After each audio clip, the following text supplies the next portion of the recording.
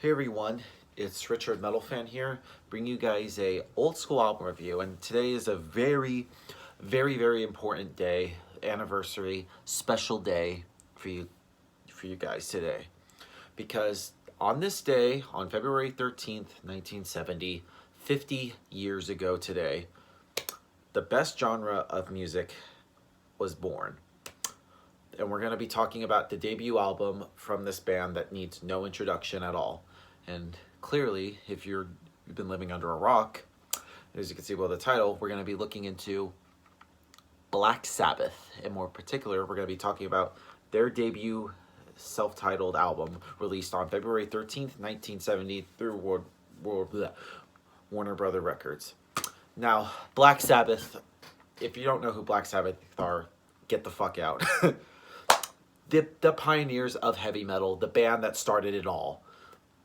If it wasn't for Black Sabbath, I wouldn't be here right now talking about metal and stuff. There wouldn't be any other metal subgenres if it wasn't for Black Sabbath. Of course, formed in 1968 in Birmingham, England, consisting of the original lineup being Ozzy Osbourne, Tony Iommi, Geezer Butler, and Bill Ward. They all formed together to form, the band was originally called Earth, but in 1969 they got signed, and of course a year later in 1970 they put out their debut album. And my God, this is pretty much one of the best albums I've heard of all time. Like the most important, influential bands ever, period. And just in music in general is just spot on. And what really amazes me about this album is like this album was actually recorded in one day, which is nuts. Recorded in one day in October of 1969. Apparently it took 12 hours to do, which is insane, which I don't know any bands that would get an album knocked out in one day, which is just insane. But let's just talk about the one thing to note about is the musicianship is just as tight as ever. Was tight on this album. Like you could definitely tell it's a beginning of a great career for Black Sabbath. Everybody is great. I mean, Ozzy Osbourne's vocals just sound pretty good back then. I mean, just like the way he did, I don't know, it just really suits well with the music. And Tony Iommi, I don't even know what to say. Like, he's the riff god. That's all I can say. He's a fucking god. And Geezer Butler's bass playing is just as audible as ever. He definitely fills in his bass licks that complement with Tony's like guitar playing. And drumming wise, Bill Ward can do no wrong. One of the most solid and tightest drummers ever, keeps the whole band all together. So yeah, without further ado, let's dive into this masterpiece track by track. Now, starting it off is the band's own title track, Black Sabbath. But it starts off with a little bit of rain, a little bit of chimes, and then just plotting with just a very doom-laden, darkly riff, just very atmospheric sounding effects, and a voice that sounds genuinely afraid. Right when Ozzy kind of like singing, "Oh God, please help me," and just goes very slow right here. And Ozzy's voice on this track in particular is deeper here than just about anywhere else. Even not even on his solo stuff. And at times he tries for a low note that he cannot quite reach. But to me, I feel like these honest flubs is the most important of the song, and it helps sort of like convey a sense of anguish and terror. And then after a little bit, the song kind of like speeds up a little bit, and it just a faster muted riff finishes out the song, creating just a sense of tension and flight. And it just features some really great soloing from Tony Iommi. Yep, great song, a great way to start off this band's career.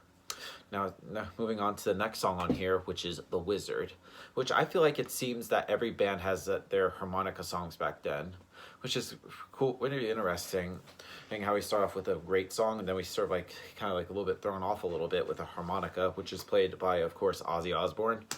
And I just think it's a great song. The song is catchy, just some really great, excellent drum work, and some blunt but effective chordal riff. I just really think it's a great song. Anyway, next song on here is Behind the Wall of Sleep, which is a great song, and the title, which is probably from shares the same name from horror writer H.P. Lovecraft, which is a perfect for the atmosphere of the album.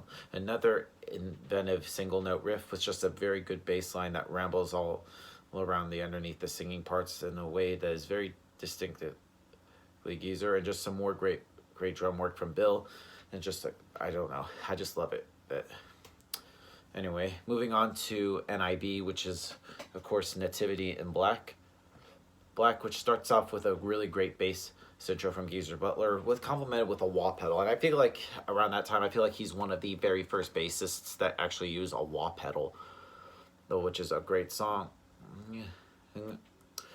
Yeah, and then we go into, like, I don't even know. I love NIB. It's one of my favorite Black Sabbath songs. It just has like that riff. Once you hear that da da da da da da da da da.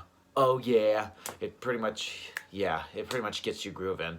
Then some really great riffs, and just overall just a great song. Next up, we go into Evil Woman or Wicked World, which, depending on which version of this album you have, whether you have like the European version or the US version, I just think Wicked World is probably, the version I have has Wicked World on there, so I'll talk about that. I never heard Evil Woman, but Wicked World is by far one of the most superior songs on here. It's just an excellent choice, but I just have no idea. I don't know, it's just a Sabbath classic, I should say, with some very nice single note riffing opening the track, just faster and trickier more than the material up to this point, and a simple but excellent cue in fill by Bill Ward sets the place for this mid-tempo main riff, and another single note affair which is simply just packs another great punch. And of course I love the song. Anyway, we go into Sleeping Village, which is an obligatory soft touch, and personally I just love this pastoral miniature. It sort of has the gloomy atmosphere, is perfect for the album, and it's also one of the rare times you'll hear kind of like a gay, I guess, Jews harp or something like this in that one, in a metal song. Whether it's works as just plain goofy or is your call. I mean, and Ozzy's voice just sounds as deep as shaky, kind of like similar to how the album started, but emotionally just charged and effective. And there is sometimes a sincerity in his voice which is all but absent in a lot of like metal vocalists these days, past and or even past back then. Yeah, and I think it's the least partially to the fact that Sabbath made such a strong connection to the fans. Anyway, moving on to the last song on here, which is Warning, which is an overlong blues cover, but somehow it really sits well with this album. And some of the more obvious flubs of Ozzy, who seems more than ever to be struggling in a tone that is not suited for, or just more soloing from Iommi. It's just sometimes even inspired and interesting thing, and it's just as lengthy and apparently improvisational, kind of like jazz-like jam, and which is the high art for the track of this track for me.